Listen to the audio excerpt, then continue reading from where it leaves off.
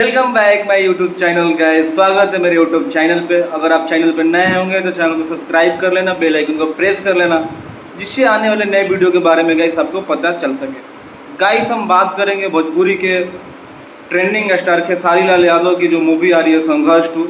बहुत ही कमाल की मूवी है। उसका ट्रेलर 2-3 महीने पहले आया था। बहुत ही कमाल का ट्रेलर है और भोजपुरी की सबसे महंगी फिल्म होने वाली है। उस मूवी में उनकी बेटी भी डेब्यू कर रही है जिनका नाम है कीर्ति यादव, और बहुत ही कमाल का काम करा है उसने। और उसमें शायद उन्होंने आईएएस ऑफिसर या आईपीएस ऑफिसर का एक्टर निभाया है, मतलब रोल किया है आईएएस ऑफिसर का।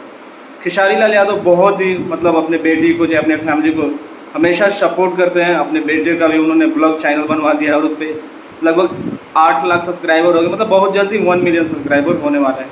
तो संघर्ष 2 बहुत ही जल्दी रिलीज होने वाली है। डेट अभी अनाउंस नहीं किया गया है और खेसारी लाल यादव की तरफ से भी कोई प्रमोशन नहीं हो रहा, बट बहुत जल्दी वो प्रमोशन चालू हो जाएगा और बहुत बढ़िया मूवी है।